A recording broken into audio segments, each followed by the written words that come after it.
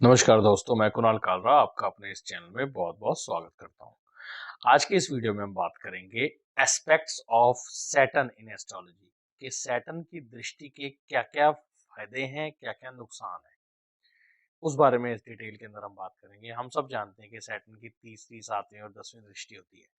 मगर तीसरी, 7वीं, 10वीं दृष्टि होने के बावजूद ये किन-किन हाउसेस पे पड़ती है, तो क्या-क्या इफेक्ट्स डालने के चांसेस इसके बन जाते हैं।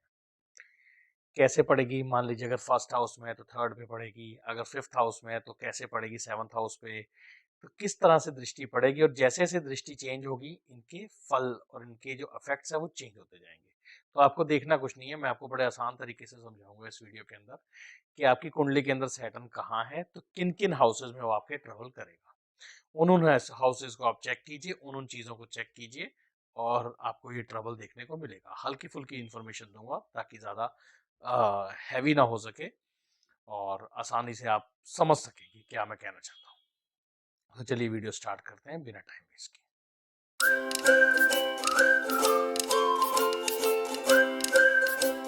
ये देखिए, सबसे पहले मेरी स्क्रीन के ऊपर कि हम सैटर्न की दृष्टि की बात करेंगे।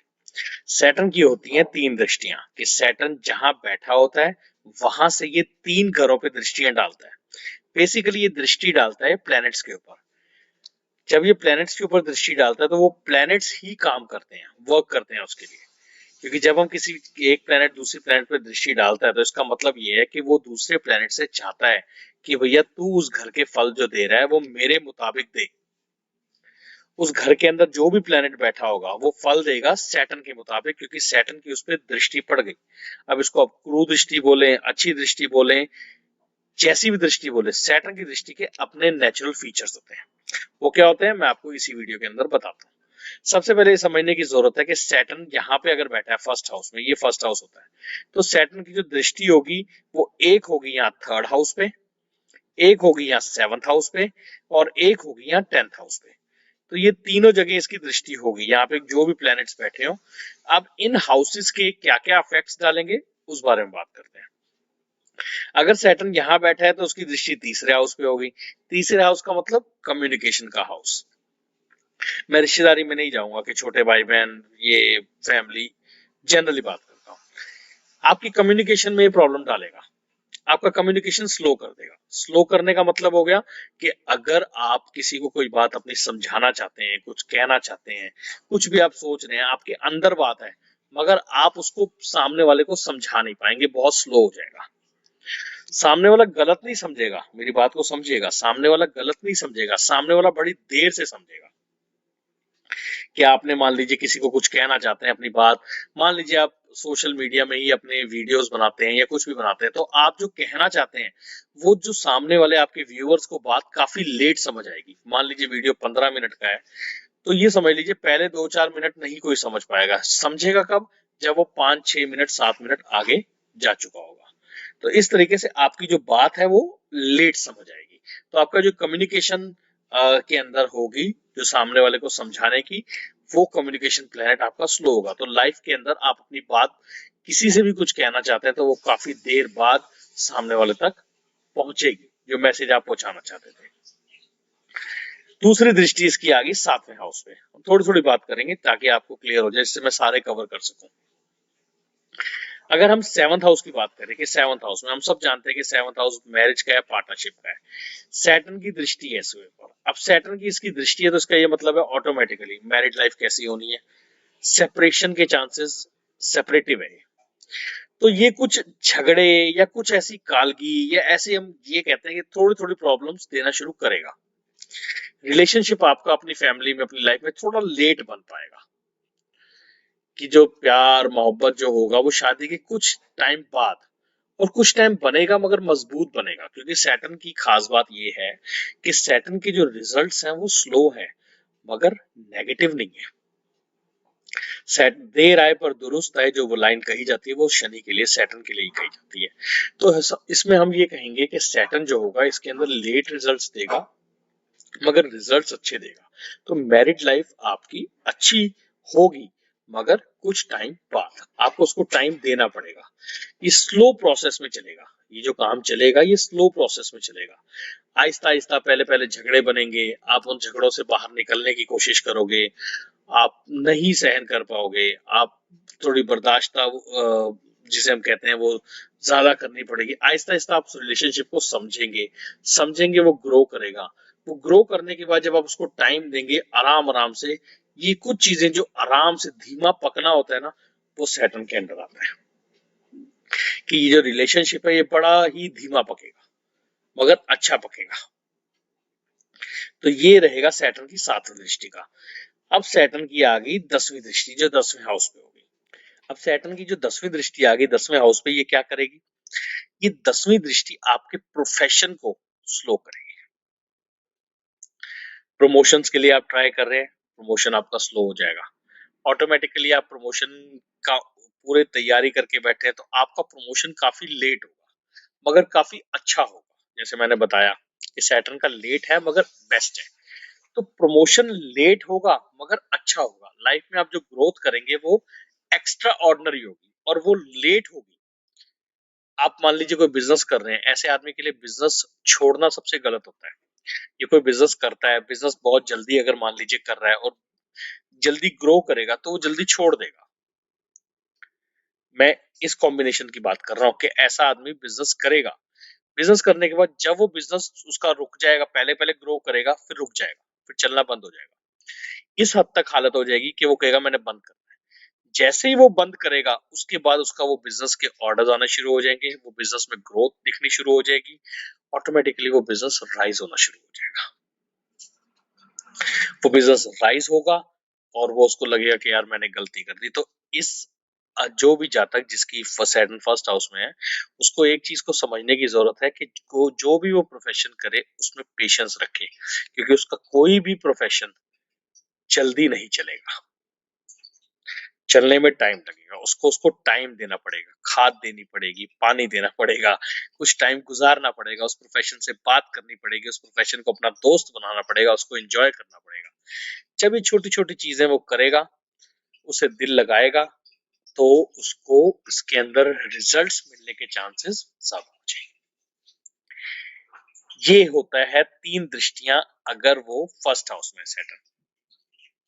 अब हम बात करते हैं अगर सैटर्न 4th हाउस के अंदर है तो। हम इसमें छोटे छोटे एग्जांपल्स लेंगे जिससे आपको क्लियर हो जाएगा। ये देखिए, सैटर्न अगर 4th हाउस के अंदर है, अगर सैटर्न 4th हाउस के अंदर है तो इसकी जो दृष्टियां होंगी वो तीसरी दृष्टि कहां पड़ेगी? 6ठे हाउस पे। और 7वीं दृष्टि पड़ेगी इसकी 10वें हाउस पे। और उसके बाद इसकी 10वीं जो दृष्टि पड़ेगी वो पड़ेगी फर्स्ट हाउस पे। अब दृष्टियां चेंज हो गई, अब दृष्टियां चेंज हो गई। एक आ गई 6ठे पे, एक आ गई 10वें पे और एक आ गई फर्स्ट हाउस पे। तीनों समझाता हूं। सैटर्न अगर 4th हाउस के अंदर है तो सबसे पहले हम जानते हैं कि 4th हाउस के अंदर जहां बैठा हुआ है उसको तो जिसे हम कहते हैं एक्स्ट्रा ऑर्डिनरी ग्रोथ देगा। गाड़ियां, प्रॉपर्टी, सोचने की जरूरत नहीं है, प्रॉपर्टी बहुत अच्छी दे देगा। घर जो उसका होगा वो हमेशा बैकवर्ड एरिया में होगा।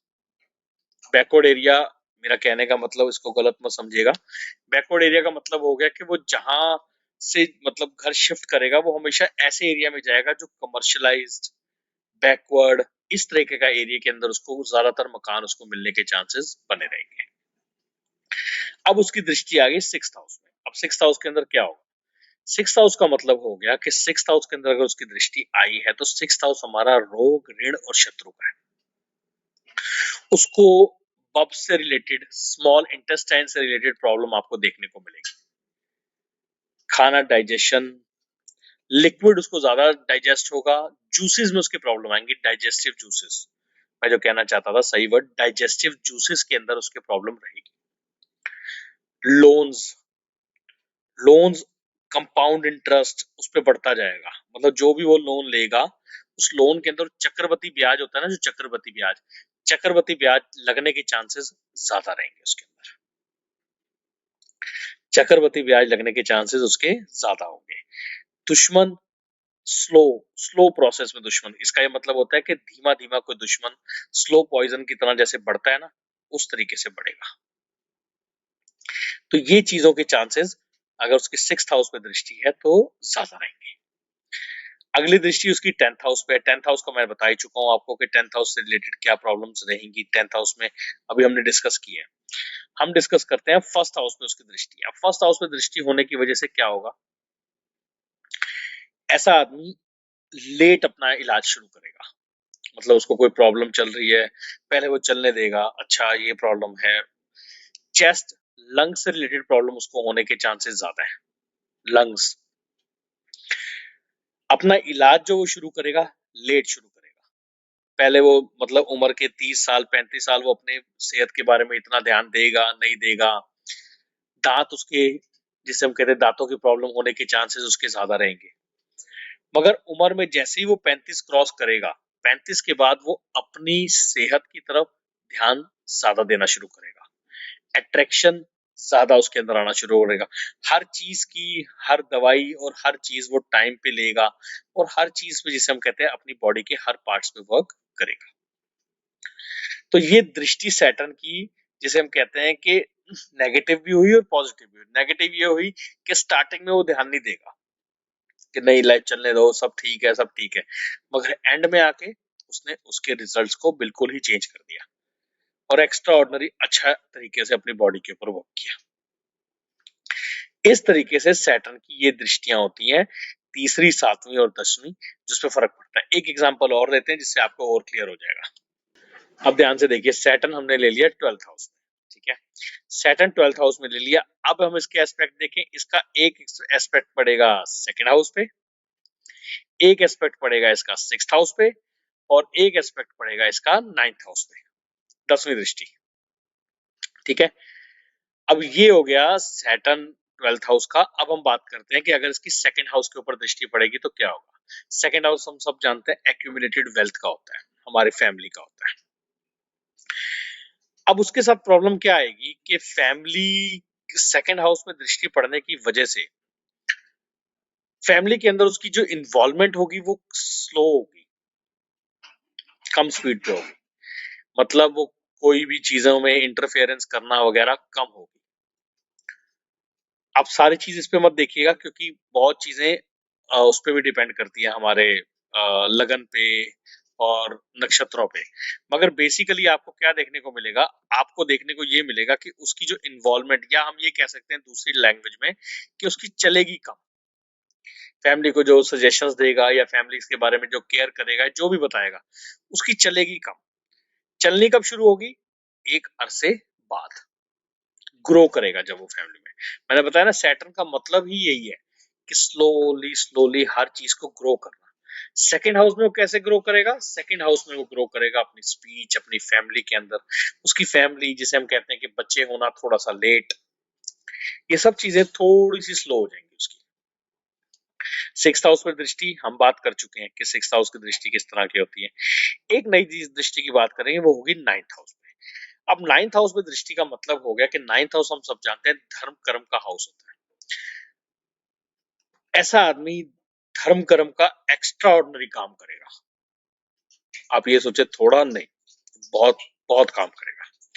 गरीबों की सेवा करना, गरीबों को खिलाना, जरूरतमंद की मदद करना, उसके लिए चाहे अपना नुकसान करना, ये सब चीजें आपको देखने को मिलेगा उसकी 10वीं दृष्टि 9वें हाउस में पड़ने की वजह से। ये सब चीजें आपको देखने को मिलेंगी उसके अंदर। 9th हाउस एक धर्म कर्म का हाउस जैसे मैंने बताया। अब धर्म कर्म का हाउस देखा जाए तो हम इसको जुपिटर का हाउस बोलते हैं। जुपिटर का हाउस का मतलब हम देवताओं की पूजा करते हैं, हम देवताओं को अर्पण करते हैं और देवताओं से ब्लेसिंग्स चाहते हैं। मगर सैटर्न का गेम उल्टा होता है। सैटर्न का गेम अलग हटके होता है। सैटर्न कहता है जरूरतमंद की मदद करना। सैटर्न एक जिसे हम कहते हैं ना कि जुपिटर की तरह सैटर्न एक धर्म का पालन करने वाला, या जिसे हम कहते हैं, मैं सही वर्ड मेरे दिमाग में नहीं आ रहा, जिसे हम कहते हैं कि जज होता है ना, जज जो न्याय का फैसला करता है, तो न्याय करने वाला शनि है। तो उसको लगता है अगर जरूरतमंद की जरूरत ज्यादा है तो वो जरूरतमंद की मदद पहले करेगा भगवान की पूजा करने से अच्छा ज्यादा। तो इस तरह की फीलिंग, इस तरह की कॉम्बिनेशन, इस तरह की चीजें आपको देखने को मिलेंगी अगर सैटर्न 12th हाउस में और उसकी दृष्टि 9th हाउस में पड़ती है। ये मैंने हर हाउस का इसलिए नहीं बताया कि बहुत बड़ा वीडियो हो जाता और सबके लिए थोड़ा सा बोरिंग भी होता।